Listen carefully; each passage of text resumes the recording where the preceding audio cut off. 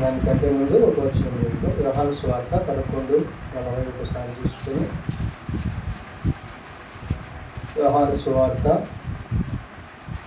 11వ అధ్యాయం 40 వచనాన్ని అందరం కలిసి ఆ భాగాన్ని చదువుదాం. 11:40. అందుకు యేసు, నీవు నమ్మినట్లుగా దేవుని మహిమను చూతువని నేను నీతో చెప్పలేదా అని ఆయనతో చెప్పాను. 101వ కీర్తన 6వ వచనం.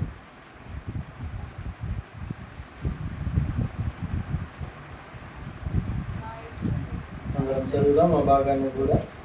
నా యొద్ద నివసించినట్లు దేశంలో నమ్మకస్తులైన వారిని నేను కనిపెట్టుచున్నాను.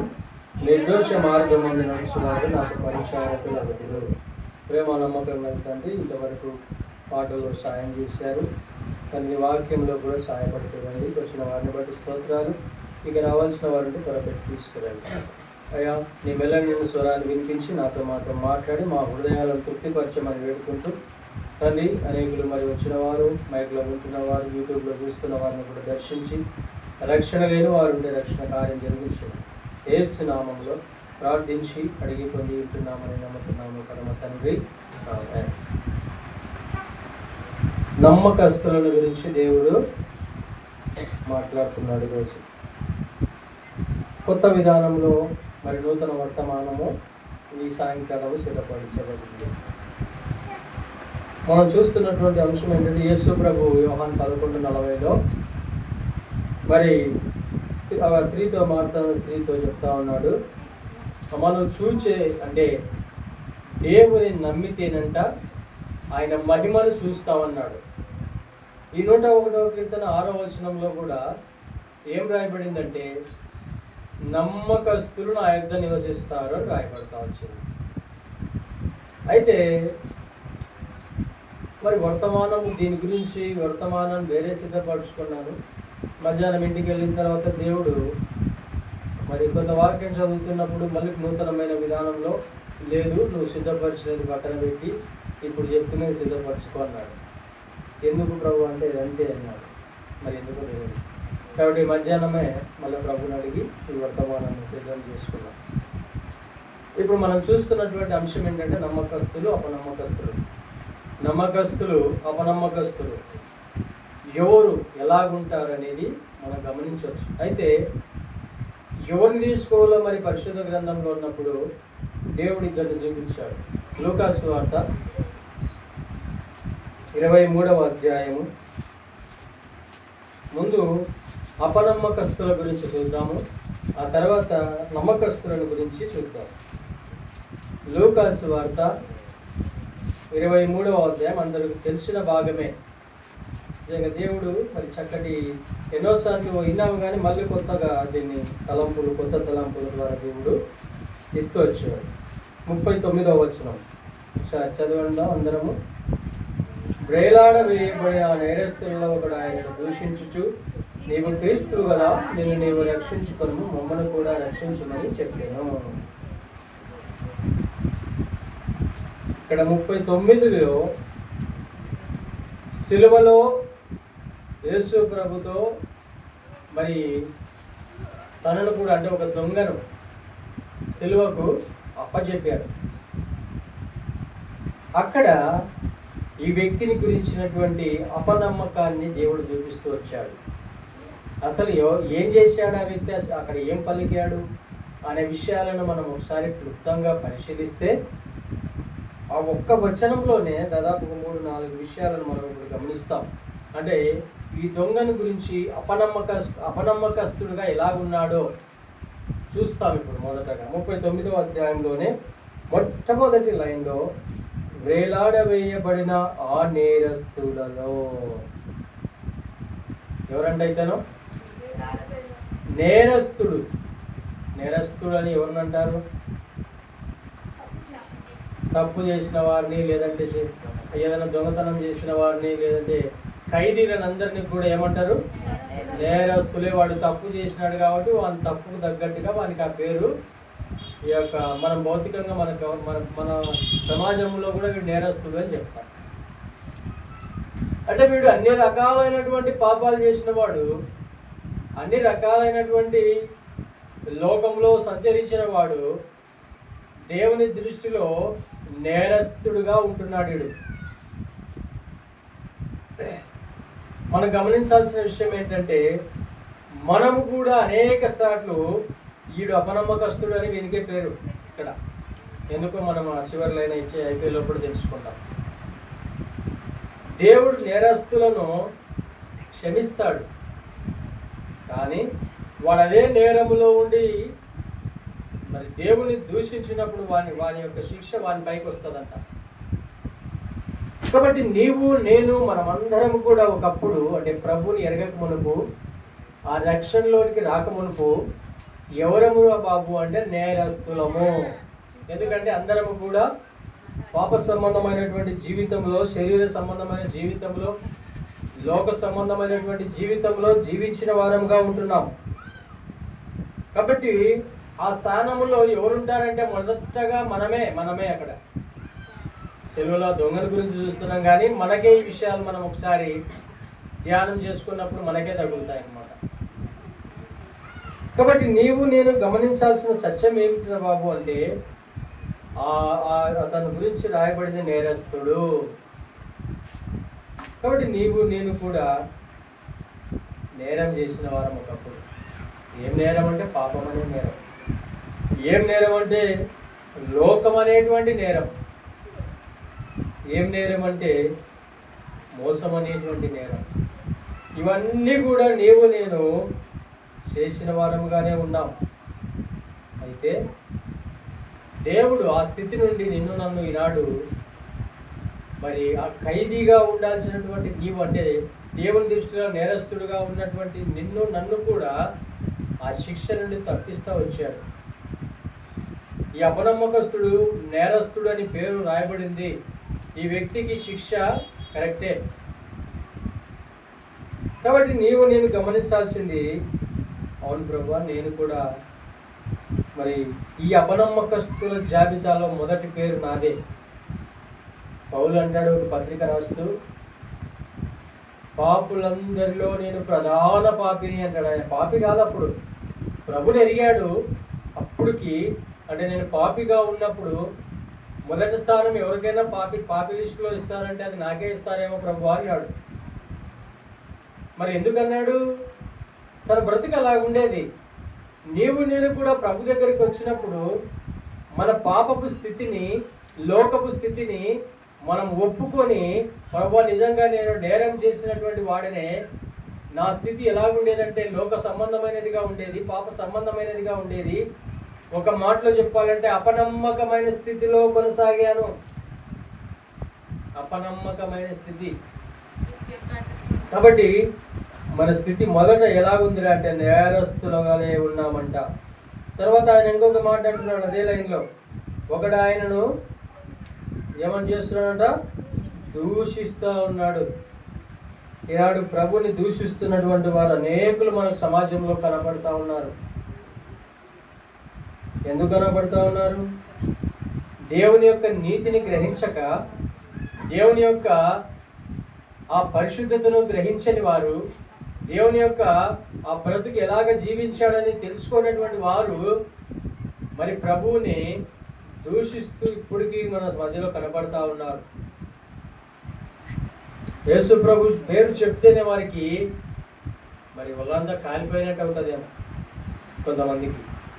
ఎందుకంటే ఆయన లోకరక్షకుడిగా వచ్చాడు, పాపిని క్షమించడానికి వచ్చాడు, పాపిని ఆ నరకం తప్పించడానికి వచ్చాడనే సత్యం ప్రపంచం అంతా చెప్తా ఉంటే ఈయన కాదు అన్నట్టుగా ఈ లోకము, ఈ సమాజము దూషిస్తూ ఉన్నారు. ఒక మాటలో చెప్పాలంటే దీని గురించి ఒక వివరణ మత్తయి సువార్తలో రాయబడి చూడండి, 12వ అధ్యాయము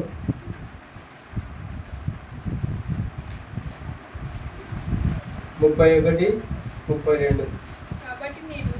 కాబట్టి నేను నీతో చెప్పినదేమనగా మనుషులు చేయు ప్రతి పాపమును దూషణమును వారికి క్షమింపబడును కానీ ఆత్మ విషయమైన దూషణకు ఏం లేదంటే దీనికి పాపక్షమాపణ లేదంటే యోధి దేవునికి సంబంధించినటువంటి ఆ సత్యాన్ని, దేవుణ్ణి, లేదంటే దేవునికి సంబంధించినటువంటి ఆత్మ సంబంధమైనటువంటి వరాలను, లేదంటే దేవుణ్ణి దూషించిన వారికి, యేసు ప్రభుని దూషించిన మరి ఓసారి దేవుడు క్షమించగలుగుతాడేమో. కానీ ఆత్మకు కలిగించేటువంటి దూషణ ఉంది చూసారా, దాన్ని క్షమించను అన్నట్టుగా మాట్లాడుతూ ఉన్నాడు ఇక్కడ. అందుకే నాడు అనేకులు మొదటిది యేసుని దూషించిన యేసు క్షమించాడు. వారందరూ కూడా రక్షణ మార్గాన్ని ఎంచుకొని ఆయన శిలువ దగ్గరికి పరిగెత్తుకుంటూ వస్తున్నారు, క్షమించబడుతూ ఉన్నారు. కానీ ఇక్కడ స్పష్టంగా రాయబడింది 32 కూడా చదవమ్మా. మనుష్య కుమారునికి విరోధముగా మాట్లాడువానికి స్పష్టంగా రాయబడింది. అంటే యేసు ప్రభుని దూషిస్తే కూడా ఒకవేళ దేవుడు కరుణిస్తే ఆ వ్యక్తికి పాప క్షమాపణ ఉంది.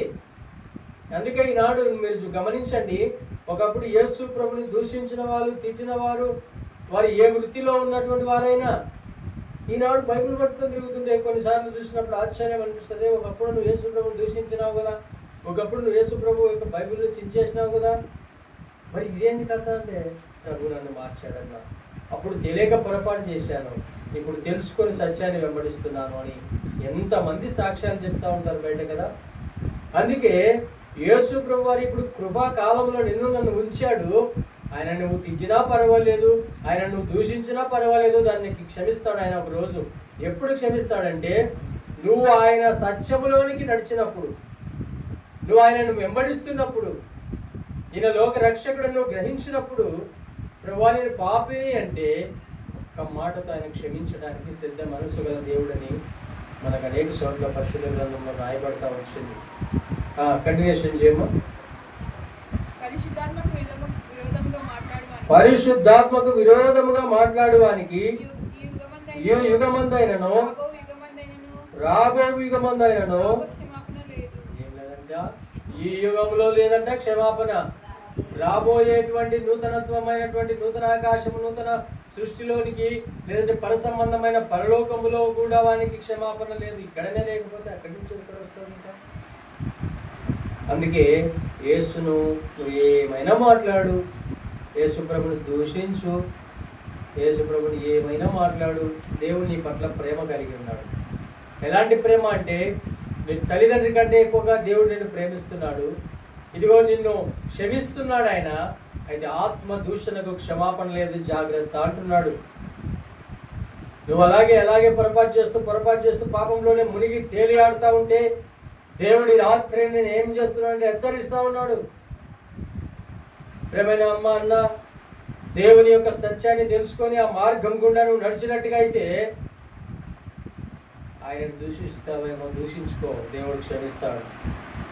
ఆత్మ దూషణకు క్షమాపణ లేదని ఇక్కడ మాట్లాడుతున్నాడు. మరి అపనమ్మకస్తుడు ఏం చేస్తున్నాడంట? దేవుణ్ణి దూషిస్తూ ఉన్నాడు. ఇంకేమంటున్నాడు చూడండి, లూకాసు సువార్త 23వ అధ్యాయం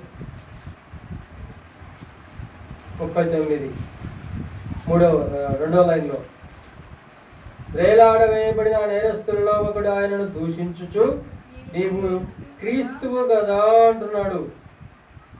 అంటే వీని కథ ఎట్లుందంటే, యేసు ప్రభువు గురించి తెలుసు వానికి. క్రీస్తు అంటే అభిషిక్తుడు, యేసు అంటే రక్షకుడు అని అర్థం. మరి ఈ వ్యక్తి ఏం చేస్తున్నాడు అంటే, నువ్వు క్రీస్తువు కదా ఏమంటున్నాడు? క్వశ్చన్ మార్క్ పడింది చూడండి అక్కడ. అంటే నువ్వు క్రీస్తు అని తెలుసు, నాకు నువ్వు ప్రభువు అని తెలుసు, నువ్వు లోకరక్షకుడు అని తెలుసు, అయినా కూడా ఏం చేస్తున్నాడు వీడు? దేవుని దూషిస్తూ ఉన్నాడు. ఎలాగుండి దూషిస్తున్నాడు? పాపములో ఉన్నాడు. అంటే వీడు అపనమ్మకస్తుడు, పాపంలోనే వస్తున్నాడు వాడు. ఇంకా ఏం చేస్తున్నాడు వీడు? దూషిస్తూ ఉన్నాడు. ఇప్పుడు ఏమంటున్నాడు? నీవు క్రీస్తువు కదా. అంటే క్రీస్తుని గురించి సత్యం తెలుసు దీనికి.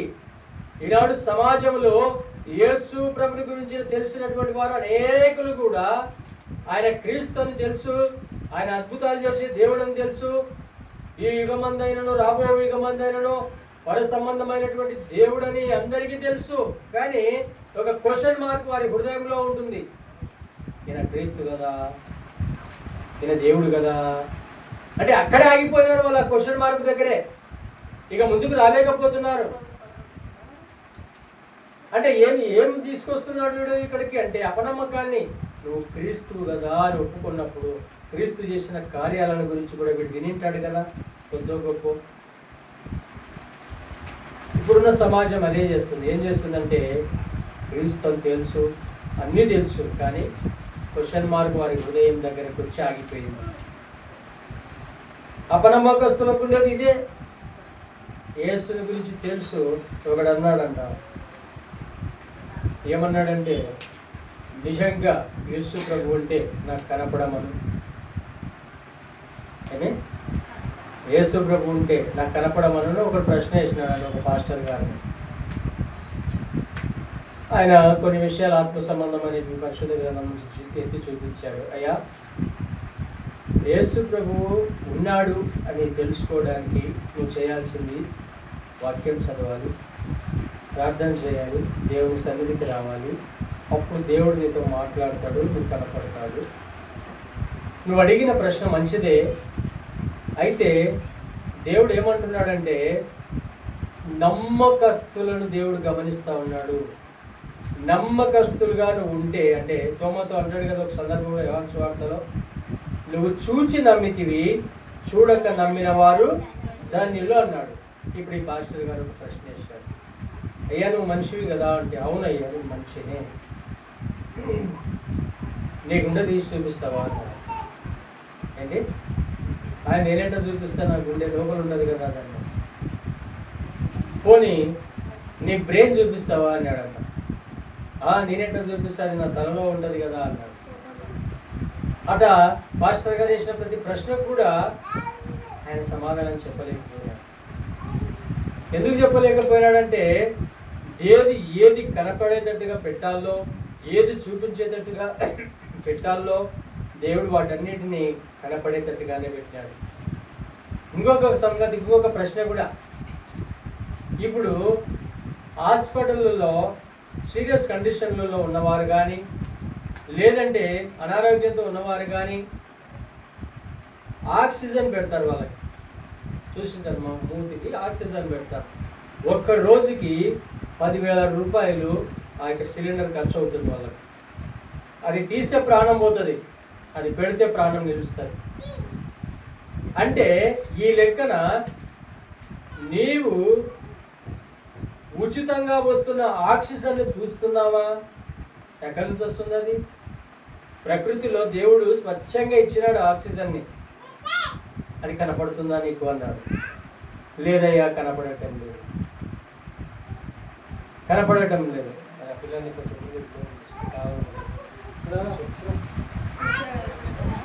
మరి నువ్వు ఇన్ని చూపించలేనప్పుడు, నువ్వు పీలుస్తున్నటువంటి ఆక్సిజన్ కూడా చూపించలేనప్పుడు యేసు ప్రభు కనపడుతున్నాడా నువ్వు ఎందుకు ప్రశ్నిస్తున్నావు? ఆయన నమ్ము, ఆయన నీకు కనపడతాడు, నీతో మాట్లాడతాడు అనే సత్యాన్ని ఆ పాస్టర్ గారు చెప్తూ వచ్చారు. సంవత్సరానికి 365 రోజులు, ఒక్క రోజుకు 10,000 చొప్పున నువ్వు ఖర్చు పెడితే ఎంత ఆక్సిజన్ కొనాలని ఒకసారి ఆలోచన చెయ్యి. అంటే దేవుడు ఇస్తున్నటువంటి ప్రకృతిలో వస్తున్న ఆక్సిజన్ని ఒకవేళ నువ్వు కొనదలిసి వస్తే ఎన్ని డబ్బులు పెడతావు నీ ప్రాణాన్ని కాపాడుకోవడానికి? అంటే ఇదంతా దేవుడు ఇస్తున్నటువంటి ఉచితమైన ఆక్సిజనే కదా.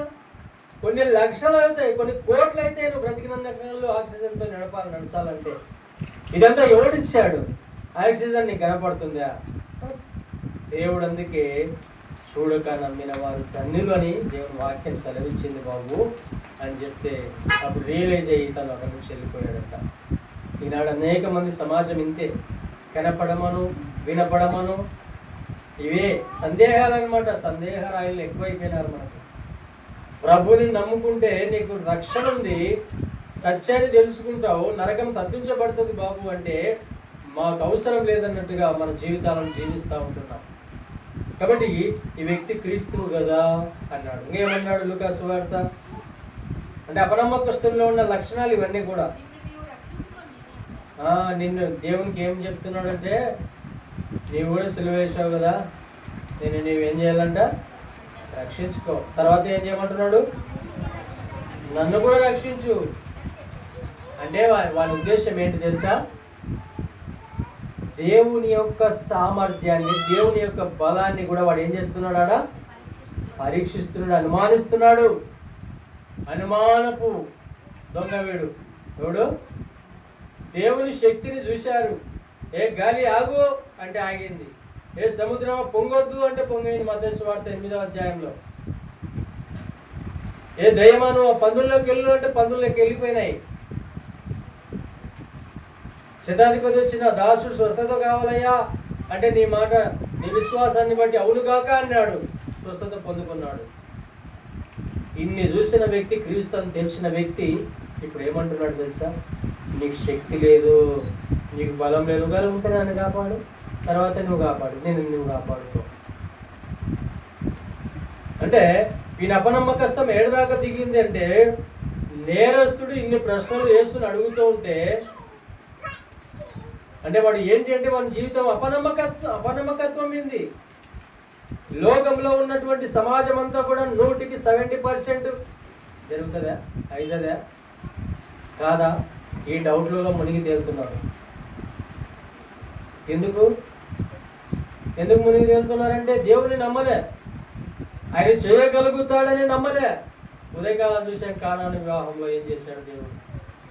ఏం చేశాడు? అక్కడ ద్రాక్షరసం అయిపోయింది, ఇంకా నా గడియ రాలేదు, కొంచెం ఉండండి అన్నాడు. తర్వాత అడిగి వచ్చాడు, వచ్చి శిష్యులకు చెప్పాడు, అయ్యా ఆ రాతి బాణలను నీళ్ళతో నింపమని చెప్పాడు. అవి ఎక్కడ నీళ్ళే, ఉత్త నీళ్ళు అవి, కానీ ఏమైనా లాస్ట్ ద్రాక్షరసంగా మారాయి. వాళ్ళు యేసును నమ్మారు, ఆయన చెప్పిన పని చేశారు, అక్కడ అద్భుతం చూశారు. మనం కూడా అంతే. ఎప్పుడైతే అపనమ్మకస్తులుగా మనం ఉంటున్నామో దేవుడు కార్యాలు చేయడానికి రెడీగా ఉండడు. దేవుడు అనుకుంటే సెకండ్స్లోనే మన పరిస్థితులు మారుతాయి. గుర్తించండి. దేవుడు మనపై లక్ష్యం ఉంచాలా, మన యథార్థతపై లక్ష్యం ఉంచాలా, మన బ్రతుకుపై లక్ష్యం ఉంచాలా. ఇది అపనమ్మకస్తుని స్టోరీ. 4 విషయాలు వాడిలో చూస్తాం. ఒకడు వాడు పాపం చేసిన నేరస్తుడుగా ఉన్నాడు, రెండోది దూషించిన వాడిగా ఉన్నాడు, మూడోది నువ్వు ఆయన క్రీస్తుని తెలిసినా కూడా ప్రశ్నించుకుంటున్నాడు వాడికి వాడే, నాలుగోది దేవుని యొక్క శక్తిని పరీక్షిస్తున్నాడు. మార్క్స్ వార్త 10:27 చదవండి ఒక మాట. మార్క్స్ వార్త 10:27.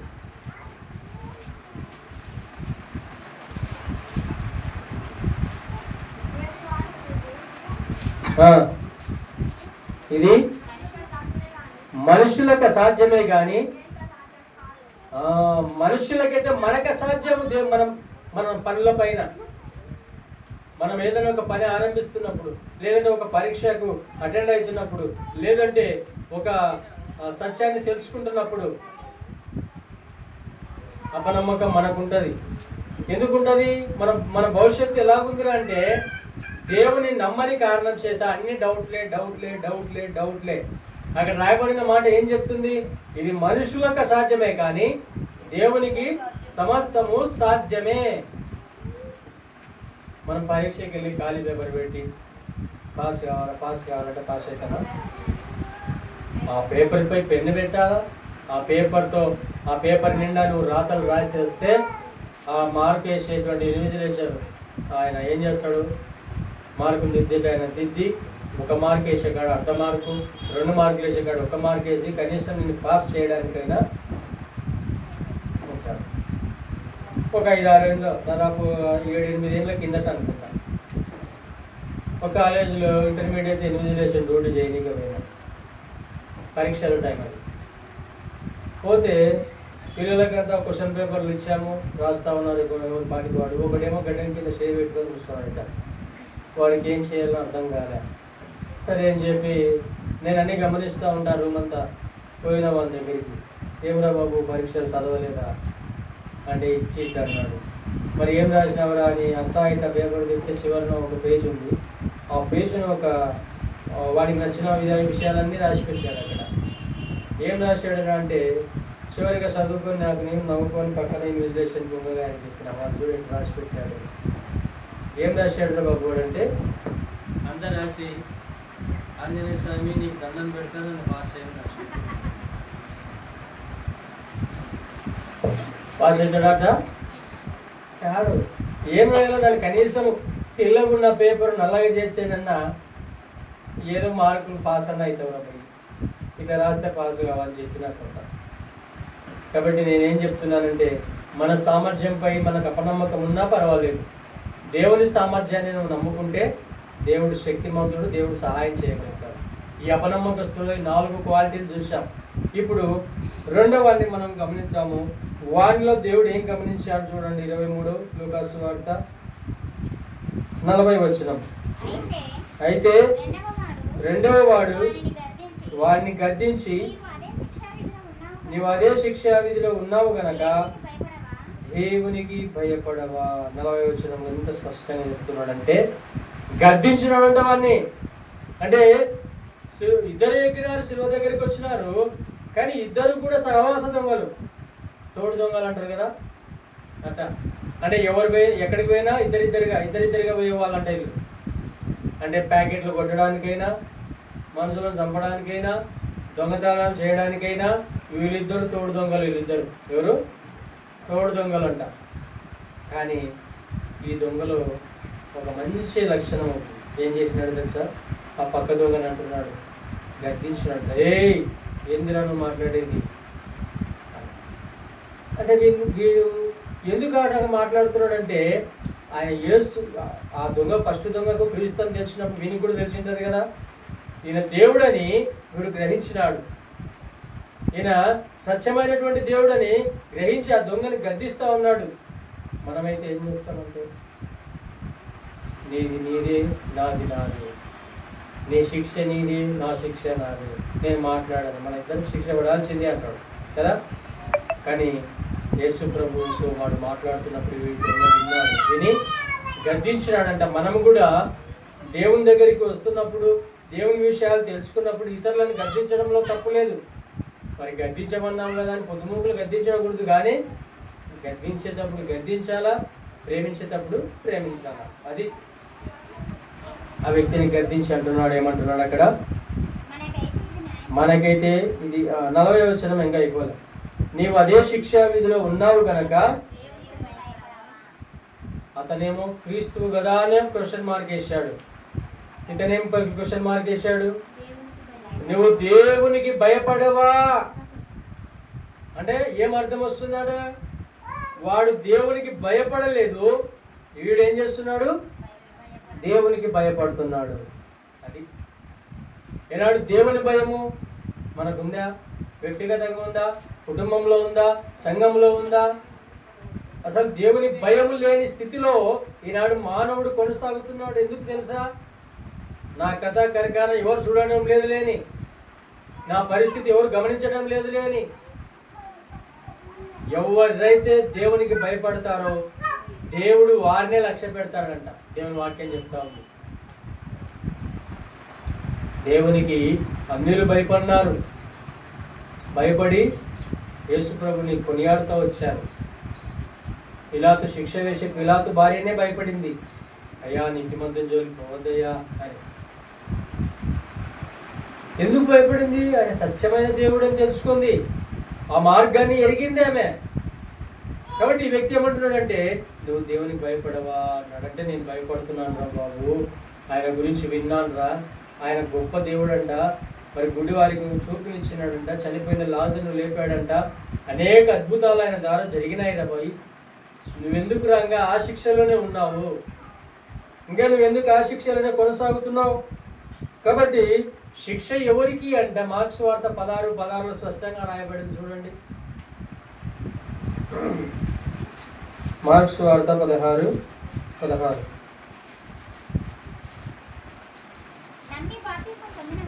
నమ్మి బాప్తిసం పొందినవాడు ఎవరికంటే శిక్ష? నమ్మని వానికి శిక్ష. ఇప్పుడు ఆ మొదటి దొంగకి ఏముంది? అందుకే అంటున్నాడు, నువ్వు అదే శిక్షలో ఉన్నావు, నువ్వు ఆ శిక్షలోనే నశించిపోతున్నావు, ఆ శిక్షలోనే మళ్ళీ యేసు ప్రభువుని దూషిస్తున్నావు, అన్ని చేస్తున్నావు రా భయ్, నువ్వు అపనమ్మకస్తుడిగా ఉన్నావు. కాబట్టి ఆ అపనమ్మకత్వంలో నీవు ఉంటే కనుక నీకు నరకం తప్పదు. నేనైతే ఏం చేస్తున్నాను? దేవునికి భయపడుతూ ఉన్నాను. చూడండి ఒకసారి మత్తయి సువార్త 10వ అధ్యాయము 28వ వచనం. మత్తయి సువార్త 10:28. మరియు ఆత్మను చంపనేరక దేహమునే చంపు వారికి భయపడకుడి గాని ఆత్మను దేహమును కూడా నరకములో నశింపజేయగల వానికి. ఎవరికి భయపడాలంట మనము? ఒకవేళ ఒకడు వచ్చి మనల్ని చంపేస్తే వారికి కూడా భయపడాల్సిన అవసరం లేదంట.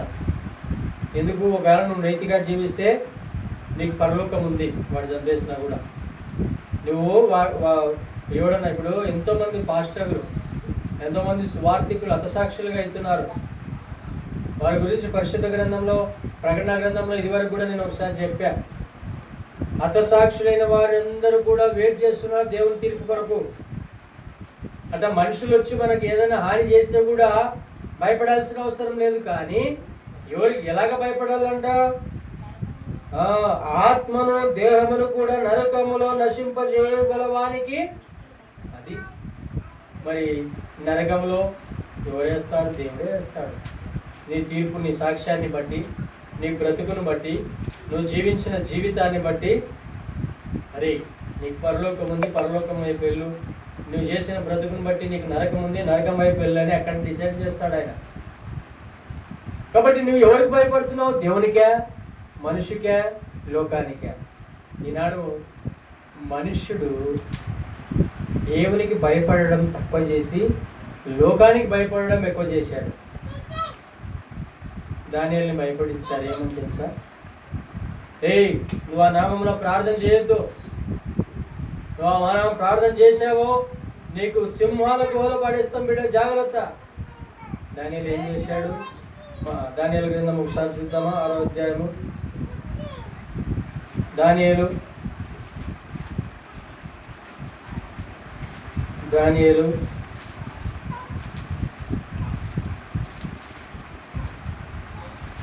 6వ అధ్యాయంలో రాయబడింది చూడండి.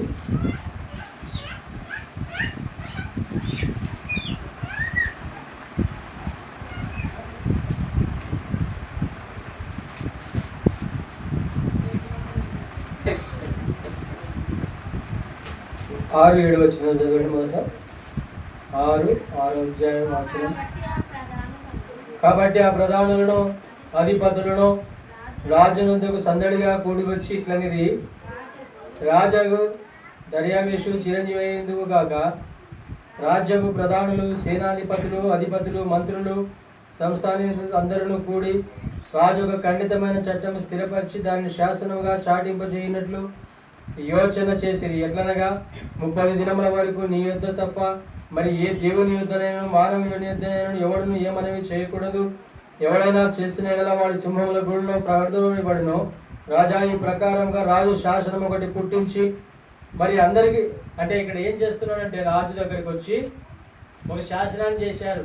రాజా, ఏ మానవుడే కానీ ఏ దేవునికి ప్రార్థన చేయకూడదు, నీ దగ్గరికి వచ్చి మొరపెట్టాలని, నీ దగ్గరికి వచ్చి సాగిలపడాలని ఒక శాసనం చేశారు అక్కడ. కానీ దానియేలు ఏం చేశాడంటే చూడండి, వాళ్ళు భయపెడితే భయపడాల. 6వ అధ్యాయము 10వ వచనం చదవండి. ఇటు శాసనము సంతకము చేయబడినని దానియేలు తెలుసుకొనినను అతడు తన ఇంటికి వెళ్ళి యథాప్రకారముగా అనుదినము 3 మోకాళ్ళని తన ఇంటి పైగది కిటికీలు యెరూషలేము తట్టుకు తెరవబడి ఉండగా తన దేవునికి ప్రార్థన చేయించు ఆయనను స్తుతించుచూ వచ్చాను. భయపడినాడా దానియేలు? పేతురుని భయపెట్టించినారు. అరే, నువ్వు ఆ నామంలో ప్రార్థన చేసిన, ఆ నామంలో మరి ఎవరికైనా ప్రకటించిన ఇలా జాగ్రత్త అన్నారు అపోస్తలుల కార్యంలో. భయపడలే. ఎందుకు? నేను నమ్మిన దేవుడు మాట్లాడేది, నేను నమ్మిన దేవుడు జీవము కలిగిన దేవుడు. ఒకవేళ నువ్వు నన్ను ఏం చేయగలుగుతావు? మహా అయితే చెప్పగలుగుతావు. నేను దేవునితో ఉంటాను. బిడ్డ, నీ కథ ఏంటి తర్వాత? ప్రభుని ఎరగకపోతే, ప్రభుని తెలుసుకోకపోతే, ఆయన రక్షణ ప్రేమను తెలుసుకోలేకపోతే నేనైతే పరలోకం చేరుతాను, నువ్వైతే నరకానికి చేరుతావు. అందుకే క్రైస్తవుడు ఈనాడు క్రైస్తవ సమాజాన్ని మరి ఎంత తొక్కాలని సాతానుడు విర్రవీగుతున్నావు అని భౌతికమైన అధికారాన్ని చూసుకొని ప్రభు ఏం చేస్తున్నాడు కలిసి అంచెలంచెలుగా విస్తరిస్తున్నాడు. యేసు ప్రభు నిజ దేవుడు కాబట్టి, సత్యమైన దేవుడు కాబట్టి ఈనాడు ప్రపంచవ్యాప్తంగా అందరూ కూడా ఆయన ఎందుకు విశ్వాసం ఉంచుతూ ముందుకు కొనసాగుతూ ఉన్నారు. భయపడిస్తే భయపడేవాడు క్రైస్తవుడు కాదు. వాడు ఎవరంటే పిరికివాడు పరలోక రాజ్యానికి పోరాట. నీ ఎదుట ఉన్నవాడు ఎంతైనా భయపడి, వాడు అప్పులోడైనా కావచ్చు, అనారోగ్యమైన సమస్య అయినా కావచ్చు, ఏదైనా కానీ సాతానుడు ఏం తీసుకొస్తాడంటే ఒక భయాన్ని తెచ్చి పెడతాడు ముందర. సాతానా నువ్వు వెళ్ళిపో, నా దేవుడు గొప్పవాడు. నేను భయపడి నేను కనుక నీకు లొంగితే నువ్వు నన్ను ఎక్కడికైనా పతనానికి తీసుకొని వెళ్తావు, నాకు అవసరం లేదు. బ్రతికితే దేవుని కొరకు బ్రతుకుతానే రోషముతో నిలబడే వారిని దేవుడు వెతుకుతా ఉన్నాడు. వాళ్ళే నమ్మకస్తులంట, అలాంటి వారిని దేవుడు వెతుకుతున్నాడు. కాబట్టి నీవు నేను కూడా అలాంటి దేవునికి భయపడాలని దేవుడు జ్ఞాపకం చేస్తున్నాడు. దేవుని సన్నిధి అంటే భయం ఉండాలా, దేవుని సన్నిధికి వచ్చే విషయాల్లో భయం ఉండాలా, దేవుని వాక్యం చదివే విషయాల్లో భయం ఉండాలా. అన్నీ దేవుని దగ్గరికి వస్తే రెండు చేతులు, ప్రభువా నా చేత కావటం లేదు, నా పరిస్థితులు మార్పు చేయి, నీవు తప్ప నాకు దిక్కు లేదు, శరణం లేదు, నా కొండ నా కోట నీవే అని ఆయన వైపు మనం చేయి చాపినప్పుడు ఆనాడు సహాయం చేసిన దేవుడు మన పితరులకు ఈనాడు సహాయం చేస్తాడు, రేపు కూడా సహాయం చేస్తాడు. ఇది నమ్మకస్తుల్లో ఉన్నటువంటి క్వాలిటీ ఏంటంటే దేవుడు అంటే భయం ఉండాలి. దొంగ అదే చేశాడు ఇక్కడ. ఇంకేం చేస్తున్నాడమ్మా చూడండి, 23 లూకాసు వార్త 41. మనకైతే ఇది న్యాయమే, మనం చేసిన వాటికి తగిన ఫలము పొందుచున్నాము కానీ చూశారు దొంగ ఏం గ్రహించాడంటే, ఒరే మనం చేసిన వాటి కరెక్ట్గా నేరం ఉందిరా, మనం చేసిన దానికి తప్పుకు శిక్ష అనుభవిస్తున్నాం, తప్పు లేదు. కానీ ఈ వ్యక్తిలో ఏ తప్పు లేదు, ఏ పాపం లేదని దొంగ గమనించాడు. అది నమ్మకస్తం అంటే మరి కొద్ది క్షణాల్లో తన ప్రాణం పోతుంటే కూడా యేసు తప్పు చేయలేదని దొంగ గ్రహించినట్టుగా ఈనాడు సామాన్య మానవుడు ఎందుకు గ్రహించట్లేదు? ఎందుకంటే వీళ్ళే దొంగలు కాబట్టి, వీళ్ళే అపనమ్మకస్తులు కాబట్టి, వీళ్ళే దేవుని దగ్గరికి మరి దేవుణ్ణి దూషించేవారు కాబట్టి. అందుకే దేవుడు ఏమంటున్నాడంటే, నేను అపనమ్మకస్తుల దగ్గర నేను ఉన్నాను.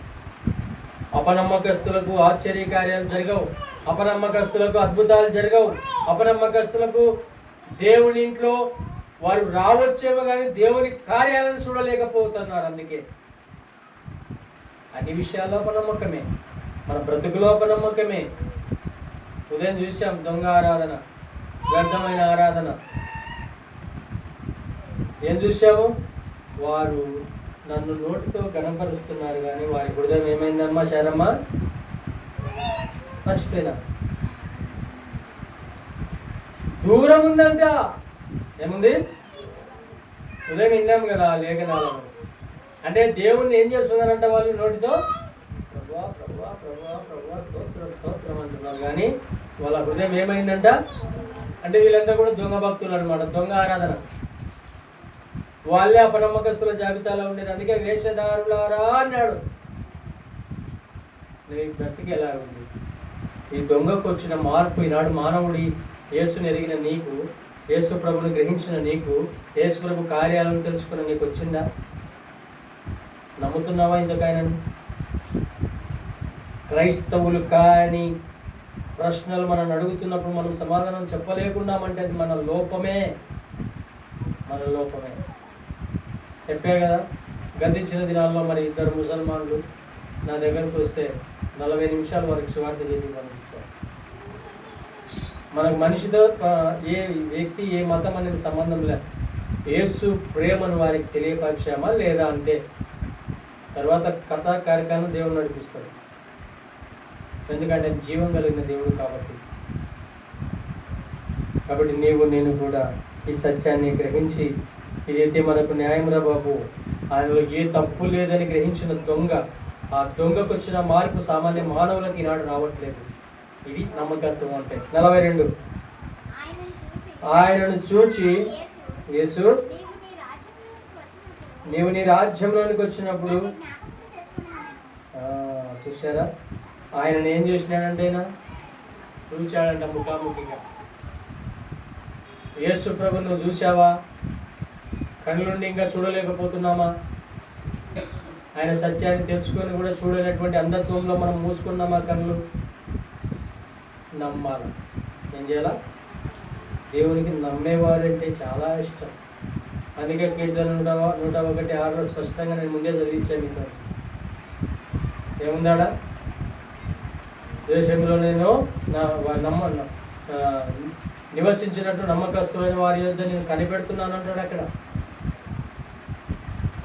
అంటే నమ్మకస్తుల దగ్గరే ఆయన నివసిస్తాడంట. అపనమ్మకస్తుల దగ్గర నువ్వు ఉండు అంటే కూడా ఉండడు, దూరం వెళ్ళిపోతావు. దేవుని విషయంలో ఎంత నమ్మకంగా ఉన్నావు? దేవుని సన్నిధికి వచ్చే విషయాల్లో ఎంత నమ్మకంగా ఉన్నావు? దేవునికి ఇచ్చే విషయాల్లో ఎంత నమ్మకంగా ఉన్నావు? ఇవన్నీ గ్రహించాలో మనం. ఏదో భక్తి ఉంది, బైబిల్ పట్టుకొని వచ్చామంటే కాదు. దేవుని సన్నిధికి ఎంత నమ్మకంగా ఉంటామో అంతగా మత్తయి సువార్తలో రాయబడింది. బలా నమ్మకమైన మంచి దాసుడా, ఈ కొంచెంలో నువ్వు నమ్మకంగా ఉంటివి కనుక అనేక వాటిపైన నేను నియమిస్తున్నాను అంటాడు. అపనమ్మకస్తునికి చెడ్డదాసుడా అని పేరు పెట్టాడు ఆడ. మరి నీ సంగతి ఏంటి? దేవుడు ఇక్కడ ఆ దొంగ దొంగనితో మాట్లాడుతున్న మాట ఏంటంటే యేసును చూచిన వ్యక్తిగా ఉన్నాడు ఆయన. ఇంకా అంతేకాదు, ఏమంటున్నాడు? నీ రాజ్యంలోనికి వచ్చినప్పుడు నన్ను జ్ఞాపకం చేసుకోండి. ఏం రాజ్యం అయింది అది? మత్తయి సువార్త 20:1 మత్తయి సువార్త 21:5 ఏలైనగా చాలు. ఏ రాజ్యం అంటే అది? ఆయన చూసిన రాజ్యం ఏంటంటే పరలోక రాజ్యంలో యేసు ప్రభు ఉంటాడని సత్యాన్ని గ్రహించినాడు. గ్రహించి అంటున్నాడు ఇక్కడ. ఏమంటున్నాడమ్మా? నన్ను జ్ఞాపకం చేసుకోయ్యా. నువ్వు ఈరోజు దేవుని దగ్గరికి వచ్చి అంటున్నావా? అయ్యా నన్ను జ్ఞాపకం చేసుకో, నా కుమారుని నా కుమార్తెను జ్ఞాపకం చేసుకో, నా భర్తను నా భార్యను జ్ఞాపకం చేసుకోయ్యా. అయ్యా నిన్ను మొదలుపెడుతున్నావా?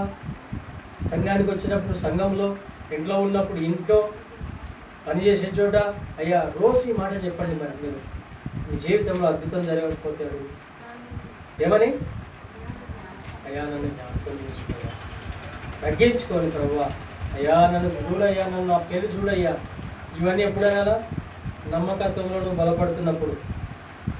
మరి మొదటి దొంగ లక్షణాలు, ఒకవేళ నీలో అపనమ్మకం ఉందంటే నువ్వు ఏం మాట్లాడినా ఆయన ఒప్పుకోడు, చేయడు కూడా.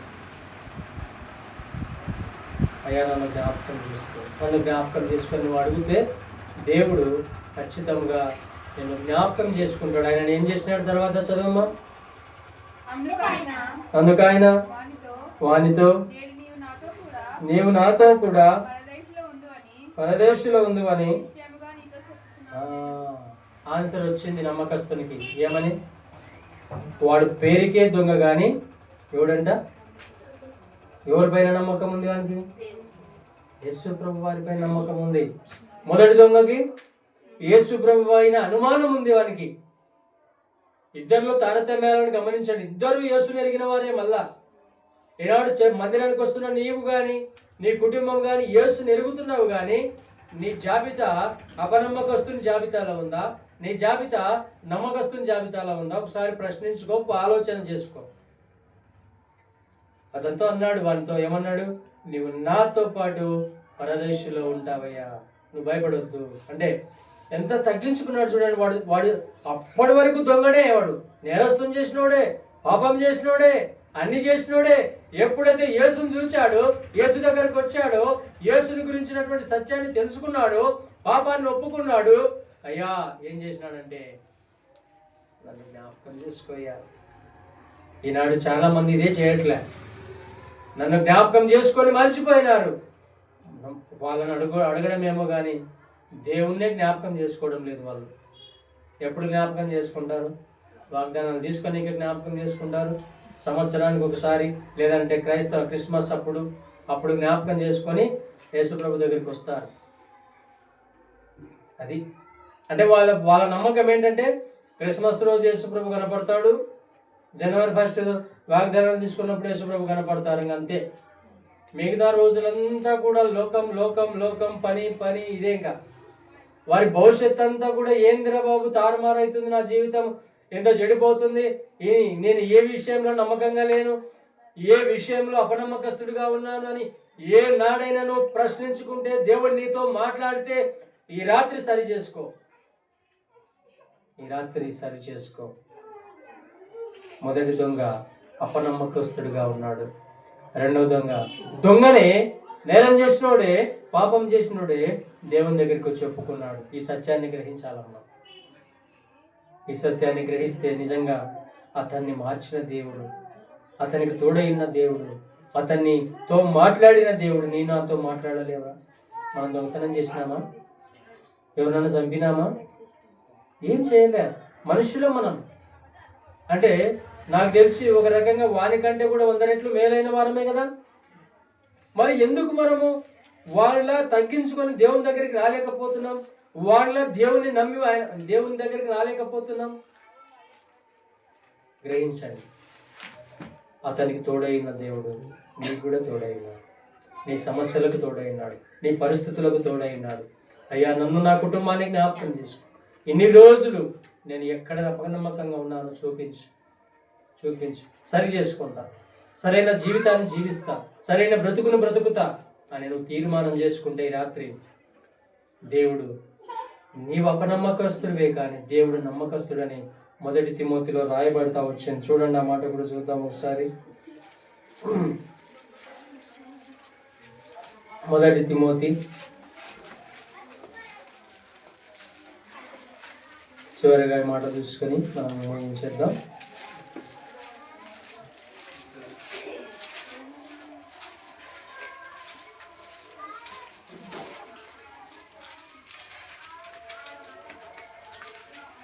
క్షమించండి, 2 తిమోతి 2వ అధ్యాయం 13వ వచనం చదవమ్మా. మనము నమ్మదగని వారమైనను, అంటే కింద ఫుట్ నోట్లో ఏముంది అక్కడ? నమ్మకపోయినను. మనం నమ్మకపోయినా పర్వాలేదంట. ఏమంటున్నాడు ఆయన? ఆయన నమ్మదగిన వాడుగా ఉండును, ఆయన తన స్వభావానికి విరోధంగా ఏది చేయలేడు. అంటే నేను ఎరగను లే అని అన్నాడంట ఆయన. యేసు ప్రభువారు నమ్మకమైన దేవుడు. ఒకవేళ మనమే కొన్నిసార్లు అపనమ్మకాన్ని చూపించామేమో దేవుని సన్నిధిలో అపనమ్మకాన్ని చూపించామేమో. దేవుడు అంటున్నాడు, అయ్యా నేను నమ్మకస్తుని, నా దగ్గరికి రా, నీ బతుకు మార్చుకో, నీ కుటుంబ స్థితిని మార్చుకో, నీ పరిస్థితి మార్చుకో. ఈ దొంగ వలె నువ్వు నమ్మకంగా. మొదటి దొంగ ఏం చేశాడంటే పాపస్తుడు, దేవుని దూషించిన వాడు, అది అపనమ్మకస్తుని జాబితా. రెండవ దొంగ తగ్గించుకున్నాడు, దేవుని కొనియాడాడు, దేవుని సన్నిధికి వచ్చాడు, దేవుని చూచాడు, దేవునితో పాటు ఉన్నాడు. మరి నీ నా సంగతి ఏంటి? దేవునితో ఉండాలనుకుంటున్నావా, లేదంటే నరకం అనేటువంటి స్థితిలోనే ఉండాలనుకుంటున్నావా? ఈ రాత్రి ఒక తీర్మానం చేసుకో. ప్రభువా, ఏ విషయాల్లో నీకు నమ్మకంగా లేనో ఆ విషయాలు ఇక మీదటనైనా నమ్మకంగా ఉండడానికి సాయం చేయి.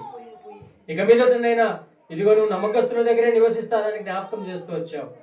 ఇన్ని రోజులు నేను అపనమ్మకంగా ఉండి నువ్వు నివసించడానికి నేను యోగ్యురాలి కాదేమో. ఇక మీదటనైనా నమ్మకంగా ఉండి నీవు నాతో ఉన్నావనే నిరీక్షణతో జీవించడానికి సహాయం చేయని ఈ రాత్రి నువ్వు అడిగితే దేవుడు సహాయం చేస్తాడు. చిన్న ప్రార్థన చేసుకుందాం.